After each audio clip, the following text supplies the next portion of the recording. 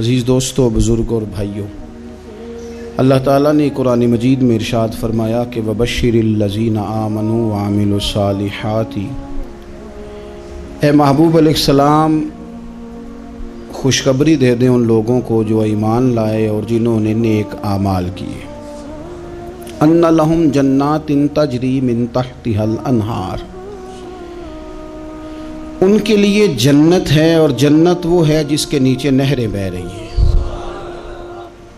اللہ تبارک و تعالیٰ نے اپنے محبوب کریم صلی اللہ تعالیٰ علیہ وسلم کے غلاموں کو خوشخبری سنوائی، اور سنوائی بھی حضور کے مقدس لبھائے مبارکہ سے۔ آپ انہیں خوشخبری دے دیں کہ ان کے لیے جنت ہے، باغات ہیں، اور باغات وہ ہیں جن کے نیچے نہریں رواں دواں۔ لیکن کن لوگوں کو؟ جو ایمان لائے اور جنہوں نے نیک اعمال کیے۔ کچھ نہ کچھ انسان کو نہ عمل کرنا چاہیے۔ وہ جو عمل ہے نا، کوئی بندہ اپنے عملوں سے جنت میں نہیں جائے گا، جنت میں خدا کے فضل سے جائے گا، لیکن یہ جو اعمال ہیں نا، یہ سبب بنیں گے اللہ کی رحمت کا، یہ ذریعہ بنیں گے خدا کے کرم کے متوجہ ہونے کا۔ جب ہم نیک اعمال کریں گے تو اس عمل کی وجہ سے رحمت ہوگی، اور وہ رحمت ہمیں اللہ کے قریب بھی لے جائے گی، اور اس رحمت کی برکت سے رب جنت بھی عطا فرمائے گا۔ ہمارے ہاں یہ ہوتا ہے کہ ہم زیادہ تر چیزوں کو تقریر سننے کی حد تک لیتے ہیں، اچھی نصیحت کا لطف ضرور حاصل کرتے ہیں، اچھے جملے کو اپنے دل میں اس کی فرحت ضرور محسوس کرتے ہیں، لیکن عمل کی طرف نہیں بڑھتے۔ اس کا نقصان یہ ہوتا ہے کہ یہ معاذ اللہ ایک باقاعدہ شعبہ بن جاتا ہے کہ میں نے بڑی خوبصورت تیار کر کے تراش خراش کر کے بات کرنی ہے، بڑی عمدہ کرنی ہے۔ اچھے ادیب تو پیدا ہوتے ہیں، اچھے خطیب، اچھے واعظ، اچھے سننے والے، داد دینے والے تو پیدا ہوتے ہیں، لیکن اگر عمل کا شوق نہ پیدا کیا جائے تو پھر باتیں نشستن گفتن برخاستن تک رہ جاتی ہیں، اس کا لطف نہیں آتا۔ پھر تو تقریریں ہو رہی ہیں، ہوتی ہیں اور ہوتی رہے گی، نتیجہ کیا نکلا؟ جو آدمی کہتا ہے میں اتنے سالوں سے تقریر سن رہا ہوں، تو سوال یہ ہے کہ بھئی اتنا سننے کے بعد تم سنورے کتنا؟ سننے کا ایک ہی مقصد زندگی میں آپ سمجھ لیں کہ سننے کا مطلب سنورنا ہے، اور اگر آپ نے خیر کی بات سنی اور آپ سنورے ہی نہیں، میں آپ کو دعوت فکر دیتا ہوں۔ نبی پاک صلی اللہ تعالیٰ علیہ وسلم نے ارشاد فرمایا، ایک عورت تھی، طوائف تھی، ساری زندگی اس کی گناہوں میں گزری معاذ اللہ، پھر وہ ایک کنویں کے پاس سے گزر رہی تھی، ایک پیاسا کتا اس نے وہاں پیاس سے تڑپتے سسکتے دیکھا، اور پھر اس نے اپنے جوتے کو لٹکا کر اپنے دوپٹے کی مدد سے یا جیسے اس سے ممکن ہو سکا اس نے پانی نکالا، کتے کو پلایا، اللہ نے اس کی بخشش فرما دی۔ آپ ماشاءاللہ ہزاروں میں لوگ ہیں، آپ نے بڑی جلدی مجھے یہ بتانا ہے، یہ حدیث آپ نے پہلے بھی سنی ہوئی ہے نا؟ میرا خیال ہے کوئی بندہ نہیں رہا جو اس نے نہ سنی ہو، سنی ہوئی ہے نا ہم نے الحمدللہ۔ اتنے سارے بندے جو یہاں موجود ہیں انہوں نے سنی ہوئی ہے، تو ظاہر ہے امت مسلمہ میں جتنے لوگ ہیں ڈھیر ساروں نے یہ بات سنی ہوگی۔ لیکن میرا سوال یہ ہے، میں سڑکوں پہ روڈوں پہ سفر کرتا ہوں، ہم نے یہ حدیث درجنوں بار سنی کہ طوائف نے کتے کو پانی پلایا تو اس کی بخشش ہو گئی، لیکن حال یہ ہے کہ سڑک پر کسی گاڑی سے ٹکرا کر اگر کوئی کتا مر جاتا ہے، اب مر ہی گیا ہے، گاڑی والا، موٹر سائیکل والا، پجارو والا، بس والا کوئی اتنی جرت نہیں کرتا کہ لکڑی کے ساتھ، رسی کے ساتھ ہی پکڑ کے اسے سائیڈ پہ کر دے۔ وہ سڑک پہ مرا ہوا پڑا رہتا ہے، یہاں تک کہ گاڑیوں کے ٹائروں کے ساتھ اس کا گوشت لگ لگ کے سڑک صاف ہوتی ہے۔ اس محبوب کے ماننے والے، جس محبوب نے بتایا کہ طوائف نے پانی پلایا تھا، اور ہمیں سمجھ بھی آ گئی اور حدیث پڑھ بھی لی اور سن بھی لی، پھر اس ملک کی جو مسلمانوں کا ملک ہے اس کی سڑکوں پر مرے ہوئے کتوں کو اٹھائے بھی کوئی نہ، اور زخمی کتا زخمی ہو ہی گیا ہے، اب اسے سڑک سے سائیڈ پہ ہی کر دیا جائے کم از کم، تاکہ اس کی اگر جان باقی ہے تو بچ جائے۔ تو پھر مجھے بتاؤ نا میرے دوستو، ہم نے کس لیے تقریریں سنی ہیں، کس لیے خطبے سنے ہیں؟ واعظ و نصیحت کی مجالس کا مطلب ہم نے کیا سمجھا ہوا ہے؟ تقریر، تحریر، تصنیف، اچھی گفتگو، اچھا جملہ، اس کا معنی ہم کیا سمجھتے ہیں؟ تو آج جو خوبصورت گھڑیاں شب برات کی صورت میں ہمیں نصیب ہونے جا رہی ہیں، اس سے پہلے اپنے دل میں یہ ارادہ کرو کہ رب کریم نے ہمیں جتنا دین کا فہم دیا ہے، سمجھ دی ہے، علم دیا ہے، ہم ارادہ کرتے ہیں اب ہم صرف سنیں گے نہیں, پڑھیں گے نہیں, صرف بیان ہی نہیں کریں گے, ہم عمل بھی کریں گے. کوئی تھوڑا سا نا عمل کا رستہ بھی تو میرے عزیز ہونا چاہیے. اب مطلب بہت ساری جگہوں پہ جانے کا موقع ملتا ہے تو لوگ کہتے ہیں پیر صاحب ناراض نہ ہونا, ہم نے بڑا بندوبست کیا ہوا ہے, تقریر ذرا نہ 1.25 گھنٹہ کرنا. تو میں کہتا ہوں مثلاً آپ مجھے بتائیں نا 1.25 گھنٹہ تقریر کرا کے آپ نے کیا کرنا ہے؟ اگر تو آپ نے اس لیے بلایا ہے کہ جناب ایک بات سنیں گے, ایک واز ہوگا, سر دھنیں گے, تو وہ تو مجھے آتا ہی نہیں. تو میں تو مختصر بات کروں گا اور اتنی کروں گا جس کی ضرورت محسوس کروں گا. لمبی چوڑی تقریروں کا کیا مطلب ہے؟ ہم کیا چاہتے ہیں سوائے اس کے کہ جناب بات بڑی اچھی کانوں کو لگ رہی ہے, مزہ بڑا آ رہا ہے, تو آپ نے لیا کیا؟ نتیجہ کیا نکلا؟ میرے رسول پاک علیہ السلام کے صحابہ جو حضور سے نصیحتیں لیتے تھے وہ کیسی تھی؟ حضرت عبداللہ بن بسر رضی اللہ تعالیٰ عنہ حاضر بارگاہ ہوئے, آ کے عرض کی یا رسول اللہ صلی اللہ علیہ وسلم, میں آیا ہوں سونے, پتہ نہیں دوبارہ آ سکوں کہ نہ آ سکوں. حضور پتہ نہیں موقع ملے نہ ملے, ایک بات مجھے بتا دیں, میں اس پہ عمل کروں گا, میری زندگی بھی بن جائے اور آخرت بھی بن جائے. تو کریم محبوب نے فرمایا عبداللہ زبان کو خشک نہ ہونے دینا, اس کو تر رکھنا. تر حضور کس چیز سے؟ فرمایا اللہ کے ذکر سے تر رکھنا. زبان اللہ کے ذکر سے تر رہے, ہر وقت رب کی یاد رہے, تیری دنیا بھی بن جائے گی اور آخرت بھی بن جائے گی. تو میرے عزیز اپنی زندگی کے اندر اب ہم نے عمل کرنا ہے. او جناب کمال پھر یہ ہے کہ جب واز سننے کا شوق بڑھ جاتا ہے, تقریر سننے کا شوق بڑھ جاتا ہے, سننے سنانے کا خالی مزاج ہو جاتا ہے, پھر بندہ ڈھونڈتا پھرتا ہے کہ نئی سے نئی چیز کہاں ملتی, انوکھی سے انوکھی چیز کہاں ملتی, انفرادی سے انفرادی بات. میرے بھائی آپ ضرور سنیں, ضرور سنیں. مومن کی گمشدہ میراث ہے, حکمت جہاں سے ملے لیں, لیکن عمل کرنے کے لیے لیں, عمل کرنے کے لیے. اب میرا دل کرتا ہے اب ہماری چپ سے بھی لوگ سبق سیکھیں. حضرت باجید بستامی فرمایا کرتے تھے جس نے ہماری چپ سے کچھ نہیں سیکھا اس نے ہماری تقریر سے کیا سیکھنا ہے. اب تھوڑا سا نا اشاروں کی بولی بھی سمجھیں, اب تھوڑا سا یہ بھی ہو کہ بس بات پوری ہونے نہ پائے اور انسان کی رغبت عمل کی طرف بڑھ جائے. یہ مزاج ہمیں دیا ہے. اب تو بھائی آ جائیں آپ, صبح بھی تقریر کر دیں, دوپہر کو بھی تقریر کر دیں, شام کو بھی تقریر کر دیں, تو پھر یہ بھی ہوتا ہے کہ جناب وہ بیان آپ نے جو سنایا تھا نا وہ ذرا دوبارہ سنا دیں. تو میں کہتا ہوں پہلے سننے پر عمل ہو گیا تو نہ کریں. اب ہمیں تھوڑی باتیں سیکھ کر ان پر عمل کرنا ہے اور آگے بڑھنا ہے. بڑی سادی بات میرے ابا جی بتایا کرتے تھے. والا صاحب کہتے ہیں کہ ایک دیہاتی بندہ نہ چلا گیا وہ کسی مولوی صاحب کی تقریر سننے. تو اس زمانے میں آپ کو پتہ ہے یہ واش روم کا مروجہ نظام نہیں ہوتا تھا, تو لوگ کھیتوں میں دوسری جگہوں پہ پیشاب کے لیے جاتے تھے. تو مولانا نے ایک احتیاط بیان کی. وہ کہنے لگے کہ پیشاب سخت جگہ پہ نہ کرو زمین پہ بیٹھ کر, ورنہ پیشاب کے چینٹے اڑیں گے, کپڑوں پہ پڑیں گے, اور حدیث میں سخت حکم ہے اس مسئلے. تو کوئی نرم جگہ ہو ایسی جہاں پیشاب کریں چھینٹے نہ اڑیں. وہ بندہ عمل کرنے والا تھا نا, اسے نیری تقریر سن کے سر دھن کے جانا نہیں تھا. اس نے اتنی ساری ریت لے لی, کپڑے میں باندھ لی, اور وہ اس نے کندھے پہ رکھی ہوئی ہے. جہاں پیشاب کا وقت آتا پہلے ریت بچھاتا, پھر پیشاب کرتا تاکہ میرے کپڑوں پہ نہ پڑے. ایک صاحب نے اسے کہا کوئی ہفتے بعد چلو بیان سننے چلیں. تو کہنے لگا میں پہلے پہ عمل کر لوں, یہی بڑا ہے. میں نے تو اتنی ساری ریت, کندھا تھک گیا ہے میرا, اس دن سے اٹھائی ہے. تو میں نہیں چاہتا کہ نہیں بھی سنوں تو کسی اور جگہ میں. یہ تفریح تباہ کے لیے بات کو نہ سمجھیں. اس سادے آدمی نے جو ہمیں سمجھایا مجھے اور آپ کو, اس پر غور کرے کہ کل بھی سنا تھا, پرسوں بھی سنا تھا, پیر صاحب نے ترسوں بھی کہا تھا, شیخ نے پرسوں بھی کہا تھا, پچھلے ہفتے بھی کہا تھا. تو نے اگر شیخ کی بھی نہیں سنی, استاد کی بھی نہیں سنی, پیر کی بھی نہیں سنی, اور اس دور کے پیر جو صحیح کام کرنے والے ہیں, استاد جو صحیح کام کرنے, مجبور ہو گئے ہیں بیچارے. کہتے ہیں کس کی تربیت کریں. کس درد سے کہا تھا حضرت سلطان باؤ نے. وہ کہتے ہیں اور رب دا طالب کوئی بھی نہیں ملیا, اتے جو ملے ہے طالب زردہ ہو. یہ تو آئے ہیں کاروبار سیدھا کرنے, فوٹو کھچوانے, فلاں کام کے لیے. یہ تو وہ جو ہم دینا چاہتے ہیں اس کا تو مزاج ہی نہیں. پہلے بھی میں نے کہا تھا, پھر کہتا ہوں مجھے شوق نہیں ہے. خدا مجھے معاف کر دے اس دن سے پہلے جس دن یہ شوق ہو کہ میں سویرے جاؤں گا تو نوٹ لاؤں گا, تو شام جاؤں گا تو نوٹ لاؤں گا. یہ شوق نہیں ہے, طبیعت نہیں ہے, من نہیں چاہتا.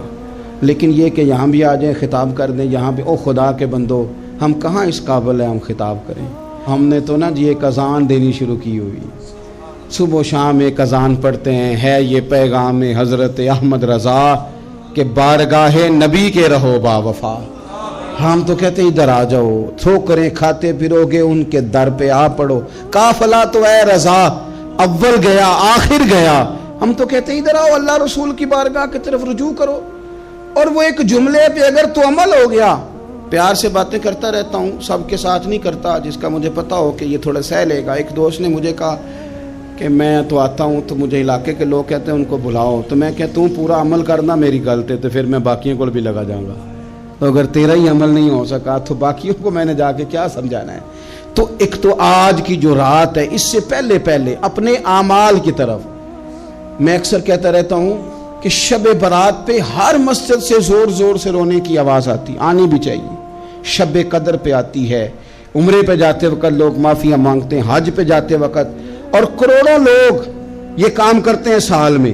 اگر 25 لاکھ 26 لاکھ آدمی یا 50 لاکھ آدمی حج کرتا ہے اور وہ جانے سے پہلے معافی مانگ کے گیا، توبہ کر کے گیا ہے، اور کروڑوں لوگ ہیں جو شب قدر میں ہیں، شب برات میں ہیں، اور انہوں نے کھل کے توبہ کی ہے، تو پھر میرے بھائی سویرے کرپشن ختم ہونی چاہیے نا ملک سے، سویرے 75% جھوٹ ختم ہونا چاہیے نا۔ ساری رات تو لوگوں نے توبہ کی تھی، صبح 80% حقوق العباد کا مسئلہ حل ہونا چاہیے تھا کہ نہیں ہونا چاہیے؟ صبح ملاوٹ بہت حد تک ملک سے ختم ہونی چاہیے۔ تو کیا ہم نے سمجھ لیا ہے؟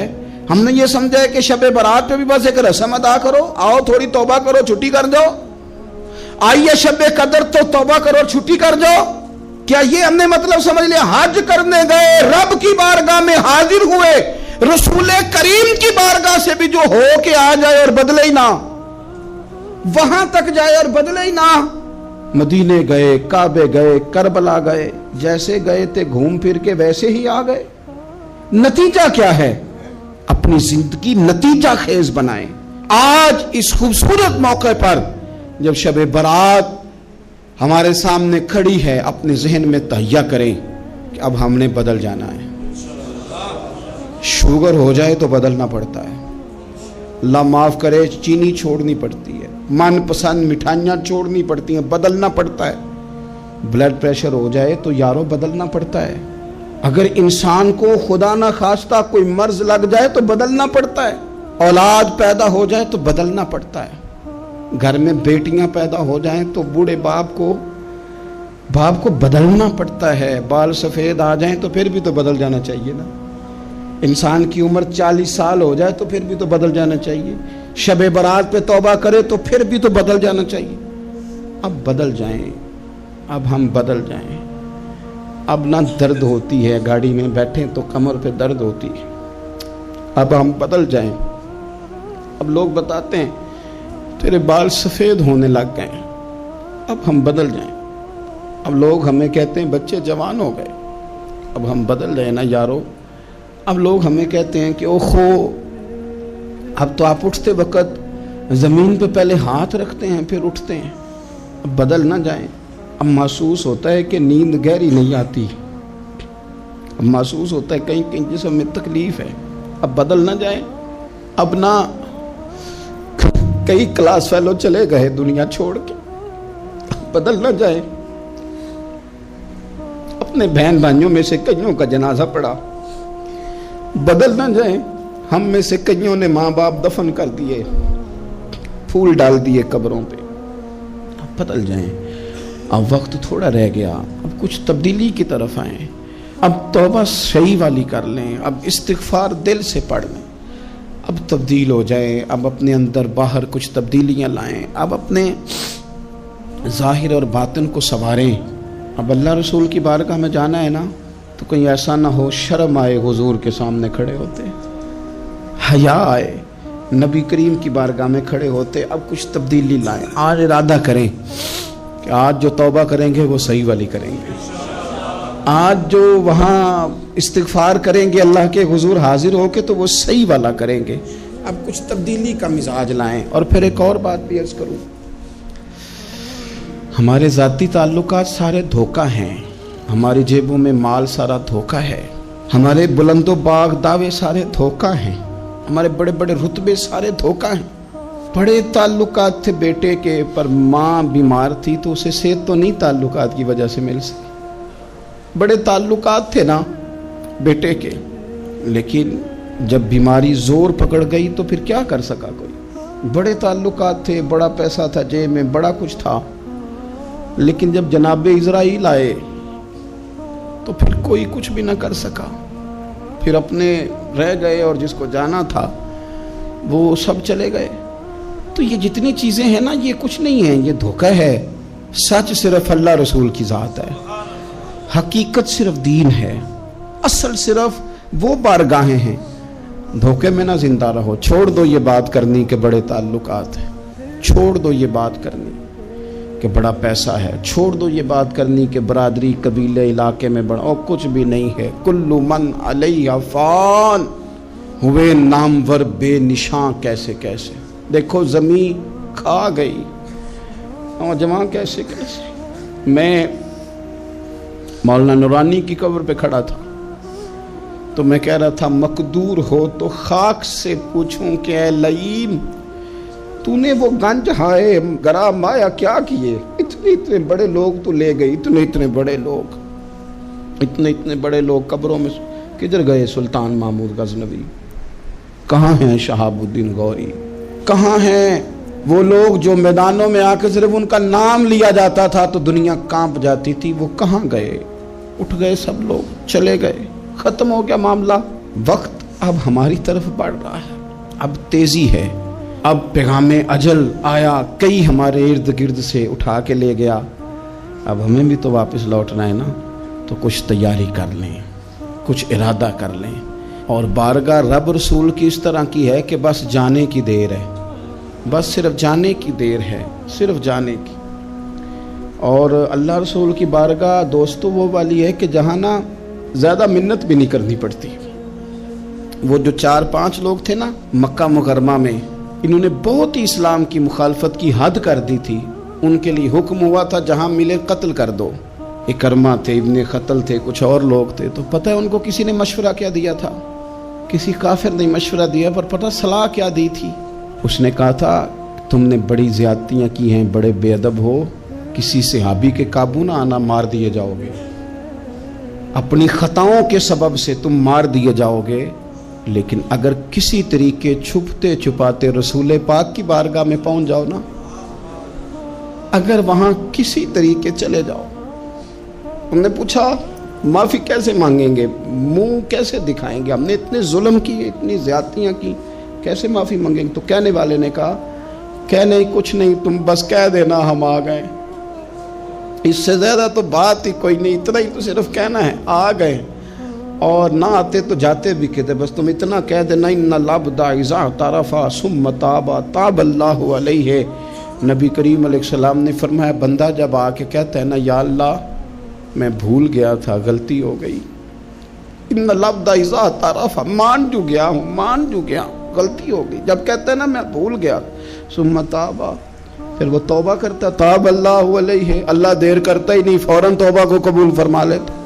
ہمارے ہاں نا کچھ لوگ تو طبعاً سخت ہیں، اللہ معاف فرمائے، اور کچھ رد عمل کے طور پر سخت ہو گئے، کچھ باتیں دلوں میں بیٹھ گئی ہیں جنہوں نے طبیعتوں کو سخت کر دیا ہے۔ کبھی کہیں آپ بہو سے کہ چلو بوڑھی ساس سے اگر کبھی کو بات سخت نکل گئی ہے تو معاف کر دے، وہ تیار نہیں ہوتی، وہ کہتی ہے تمہیں پتہ نہیں میرے ساتھ کیا کچھ ہوا۔ کبھی ساس سے کہا جائے نا چلو بھول گئی تھی بچی تو آپ درگزر کر دیں، تو کہتے ہیں تمہیں پتہ نہیں میرے اندر سختی کتنی آ گئی ہے، دکھ کتنے بیٹھ گئے۔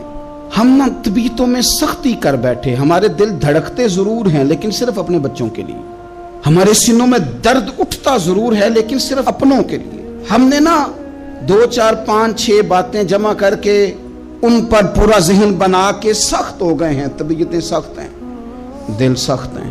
میرے نبی پاک صلی اللہ تعالی علیہ وسلم نے فرمایا، یہ حدیث مسلم شریف میں موجود ہے، فرمایا جنت میں وہ لوگ داخل کیے جائیں گے جن کے دل چڑیوں کی طرح نرم ہیں، نرم دل کے لوگ، معاف کر دینے والے، جلدی مان جانے والے۔ ایک صاحب تھے اپنے بھائی سے ناراض ہو گئے اور انہوں نے رشتے سے انکار کر دیا. پہلے ان کے بیٹے کی وہیں پہ نسبت تھی, انکار کر دیا.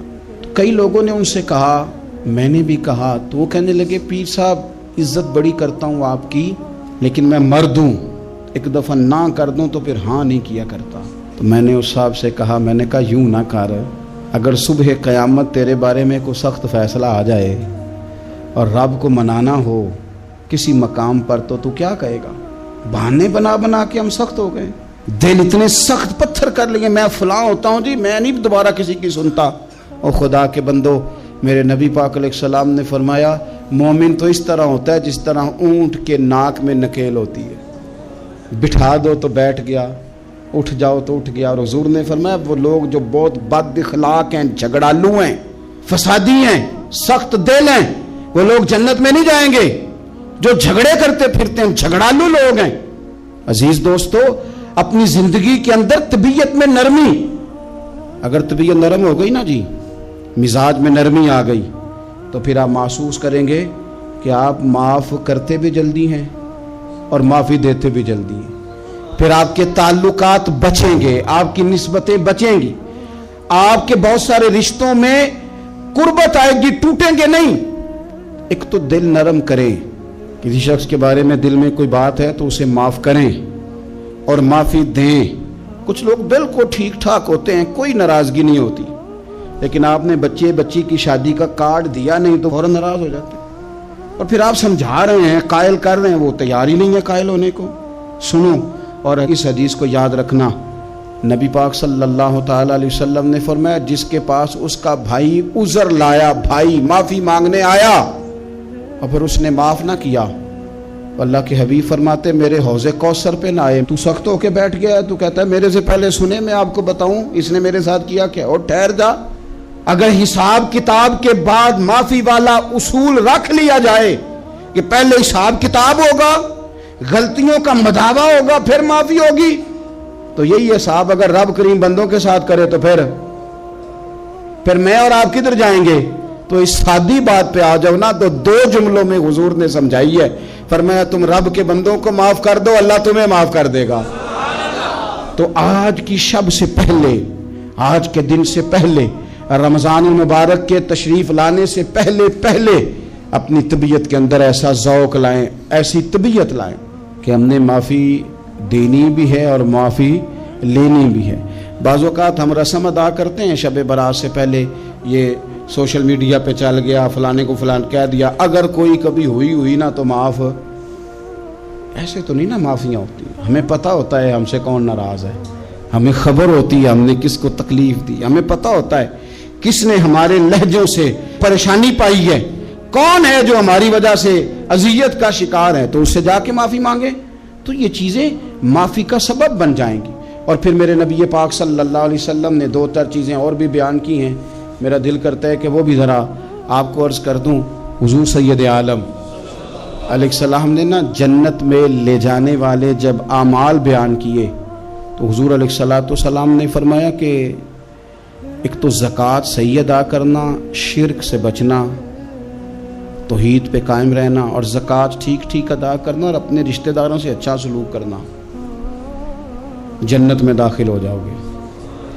یہ جو ہمارے زیادہ قریبی لوگ ہوتے ہیں نا, ان کا حق بھی شریعت نے زیادہ رکھا ہے, اور یہ بعضوں کا تکلیف بھی زیادہ دیتے ہیں. لیکن میرے عزیز ایک بات سمجھ لیں اچھی طرح سے اور اپنے دل میں بٹھا لیں, میں نے درجنوں بار کہی ہے, پھر کہتا ہوں, اللہ تعالیٰ نے جو خاندان میرے لیے پسند کیا ہے نا, مالک نے مجھے وہاں پیدا کیا ہے. تو جو چچا اللہ نے میرے لیے پسند کیا وہ مجھے بھی پسند ہونا چاہیے, اور جو ماموں اللہ نے میرے لیے پسند کیا ہے وہ مجھے بھی پسند ہونا چاہیے. انسانوں کے اندر کمزوریاں بھی ہوتی ہیں, خوبیاں بھی ہوتی ہیں, لیکن ہمارا یہ مسئلہ بن جاتا ہے کہ ہم نہ صرف کمزوریوں کو ڈسکس کرتے ہیں, خوبیوں کا تذکرہ کرتے ہی نہیں. اپنے مزاج کے اندر اس بات کو آپ نے پیدا کرنا ہے. آج ایک اور ارادہ بھی کریں, ایک اور اپنے ذہن کے اندر بات بھی زیادہ شوق کے ساتھ پیدا کریں. آپ یہ کوشش کریں کہ اپنی صلاحیتوں کو دیکھیں کہ آپ میں کیا خوبی ہے, بولنے کی ہے, لکھنے کی ہے, مال خرچ کرنے کی ہے, کسی کو پیغام دینے کی ہے. مسجد نبوی شریف میں ایک بی بی صرف جھاڑو خالی دیتی تھی، بیمار ہو گئی تو سرکار تیمارداری کرنے گئے اور صحابہ نے حضور کو اطلاع دیے بغیر تدفین کر دی، جنازہ پڑھا دیا، تو حضور نے قبر پہ کھڑے ہو کے دوبارہ جنازہ پڑھایا۔ اپنے وجود کو بیکار نہیں رکھنا، اس سے کوئی کام لیں۔ اللہ فرماتے ہیں افحسبتم انما خلقناکم عبثا وانکم الینا لا ترجعون، فرمایا تم کیا سمجھتے ہو ہم نے تمہیں بیکار پیدا کیا ہے، اور کیا سمجھتے ہو تم نے لوٹ کر ہمارے پاس آنا نہیں؟ ایک ذرہ بھی تو بیکار نہیں ہو سکتا، لہذا میں کسی شخص سے بیزار نہیں ہو سکتا۔ اپنی اس صلاحیت کو ضائع نہ کریں۔ ہم نہ بہت سارا وقت ضائع کر رہے ہیں، ادھر ادھر موبائل کھول لیا، دیر تک فلانی چیز دیکھی، پھر فلانی دیکھی، پھر فلانی بحث کی۔ تو اپنے آپ سے نہ کچھ کام لیں، کچھ خدمات کریں۔ ہم زیادہ وقت لوگوں کا انٹرویو کرنے میں ضائع کرتے ہیں، دوسروں کی تفصیلات حاصل کرنے میں وقت ضائع کرتے ہیں، لوگوں کا دھیان رکھنے میں وقت ضائع کرتے ہیں۔ آج کے بعد اپنا دھیان رکھنا ہے، اپنی صحت کا دھیان رکھنا ہے، اپنے معاملات کا اپنے اوپر تھوڑی توجہ دینی ہے، کوشش کرنی ہے کہ کس حد تک ہم اپنی صلاحیت سے فائدہ لے کے کسی کا کچھ نفع کر سکتے ہیں تو وہ نفع کریں، اپنے وجود کو نفع بخش بنائیں۔ حدیث پاک سنیں گے تو آپ محسوس کریں گے کہ اللہ کتنے اجر دینے والا ہے۔ نبی پاک علیہ السلام نے فرمایا جس نے دین کے رستے میں اتنی دیر بھی قتال کیا، لڑا، اتنی دیر جتنی دیر اونٹنی کا دودھ دھونے میں لگتی ہے، اتنا تھوڑا وقت بھی دین کے لیے اگر کوئی نکلا، جد و جہد کی، قتال کیا، لڑا، فرمایا اس بندے کو بھی اللہ جنت عطا فرما دے گا۔ اتنا تو کام کرے نا، اتنا تو کام کرے۔ اور حضور علیہ السلام نے رغبت دلائی، یعنی جتنا بھی عمل، حضور فرمانے لگے کسی عمل کو چھوٹا نہ سمجھنا، کچھ نہ ہو سکے تو اپنے بھائی سے مسکرا کے میلی لینا، اللہ اس پر بھی صدقے کا ثواب عطا کر دے گا۔ اور نبی پاک علیہ السلام نے فرمایا دوزخ سے بچ جاؤ صدقہ دے کے۔ خیال آتا تھا یا رسول اللہ کتنا کو دیں؟ تو فرمایا خشک کھجور کا ایک ٹکڑا، یعنی پوری کھجور بھی نہیں، خشک کھجور کا ایک ٹکڑا بھی خیرات کر کے بچ سکتے ہو تو وہ کر کے ہی صدقہ دے کے اللہ کے عذاب سے بچ جاؤ۔ معنی کیا ہے ان ساری روایتوں کا کہ کچھ کرو تو صحیح نہ، کچھ کرو تو صحیح نہ۔ ہمارے ایک بزرگ تھے تو کرونا کے دنوں میں انہوں نے ایک جملہ کہا، کہنے لگے یہ کرونا پتہ تمہیں کیا کہنے آیا ہے؟ کہنے آیا ہے کہ بیماریاں آ رہی ہیں، حالات خراب ہیں، یہ کرونا نہیں، یہ کہتا ہے کچھ کرو نا، کچھ اللہ اللہ کرو نا، فارغ نہ بیٹھو، دیکھو کیسے لوگ ڈھیروں کے ڈھیروں اب جا رہے ہیں، اب کچھ کرنا ہے انشاءاللہ تعالی، اب کچھ وقت ضائع نہیں کرنا اور زندگی میں کچھ۔ میں کہہ چکا ہوں کہ ایک بندے کو بھی اللہ نے بیکار نہیں پیدا کیا، ہم نے خود اپنے آپ کو بیکار کر لیا۔ اپنے آپ کو بیکار نہ کریں۔ جب رب کہتا فحسبتم انما خلقناکم عبث، کیا تم سمجھتے ہو میں نے تمہیں بیکار پیدا کیے؟ آپ لوگ بڑے کام کے ہیں، بس اپنے آپ کو پہچانے۔ اقبال کہنے لگے عجب نہیں کہ خدا تک تیری رسائی ہو اور تیری نظر سے تو پوشیدہ ہے آدمی کا مقام، تو بندے کوئی نہیں سمجھ سکا تو وہاں تک تو کیسے جائے گا؟ اپنے آپ کو پہچانے۔ یہ جو کہتے ہیں نا مجھ سے کچھ بھی نہیں ہوتا، ناراض تو نہیں ہو جائیں گے؟ یہ کچھ کرنا نہیں چاہتے، یہ صرف ادھر ادھر دھیان رکھ کے ایک فوٹو چڑھا کے ادھر بھاگ ادھر اپنے نفس کو راضی کرتے ہیں۔